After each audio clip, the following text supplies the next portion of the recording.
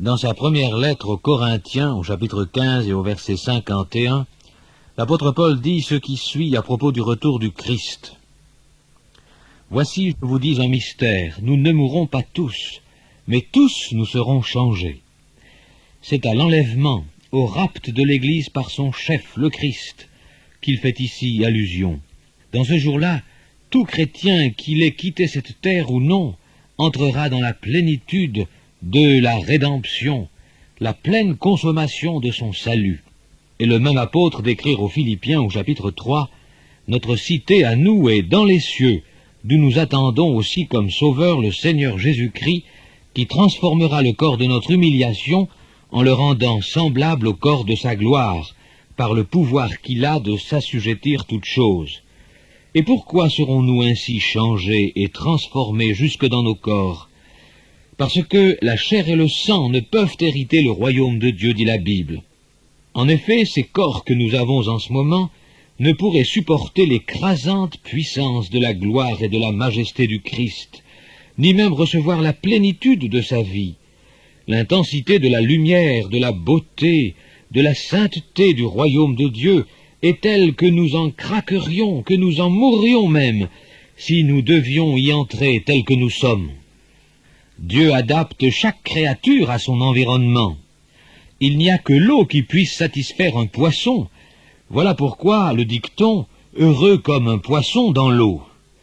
L'oiseau n'est lui aussi à l'aise que dans les airs, et l'harmonie d'un être quelconque à son environnement procure du bien-être. La Bible dit que toute chair n'est pas la même chair, mais autre est la chair des hommes, autre celle des quadrupèdes, autre celle des oiseaux, autre celle des poissons. Il y a aussi, dit-elle, des corps célestes et des corps terrestres. Dieu donc adapte chaque créature à son cadre, à son contexte de vie, à son environnement. Ces corps que nous avons en ce moment conviennent à une vie terrestre. Ils ne sont pas propres au royaume de Dieu. Ils ne pourraient le supporter. Le chrétien, bien que vivant de toutes ses forces dans l'espérance du royaume éternel de Dieu, reste un terrien, tant qu'il est dans ce corps reçu à sa naissance, et ce corps ne peut hériter du royaume. Voilà pourquoi le changement promis par la Bible au jour où le Christ reviendra. Ceux d'ailleurs qui ont perçu de leurs yeux d'ici-bas quelque chose de la gloire de Dieu ont été rudement secoués. Cette vision leur fut insupportable. Pensons à Daniel qui fut malade plusieurs jours après ces visions. Pensons à Moïse, à Ézéchiel, lesquels ne purent supporter l'intensité de la gloire du Dieu qui les approchait. Saul de Tarse, sur la route de Damas, a été frappé de cécité pour un seul coup d'œil sur la gloire du Christ dont il ne voulait pas. Quant à l'apôtre Jean sur l'île de Patmos, il tomba comme mort devant la splendeur du Christ ressuscité, rentré dans sa gloire. Ce que Dieu promet à tout chrétien, c'est un corps spirituel, lequel sera tout à fait à l'aise et à sa place dans le royaume de Dieu et la présence du Christ. Ce corps sera celui que nous avons en ce moment, mais glorifié, rédenté.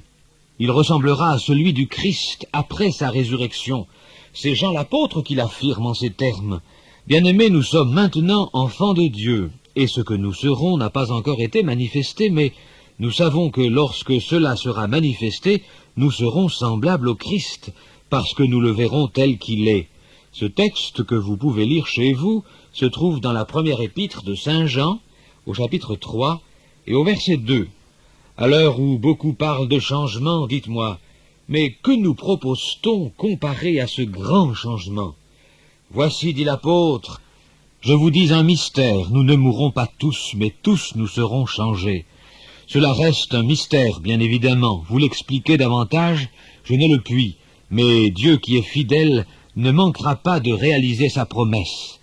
Dites, cher ami qui m'écoutez en ce moment, vivez-vous de cette espérance, attendez-vous ce glorieux événement. Votre horizon en est-il tout illuminé? Cette espérance pourrait vous habiter dès aujourd'hui, si vous mettez votre confiance en Christ pour qu'il vous sauve. Seuls les sauvés, les rachetés de l'Éternel possèdent cette espérance.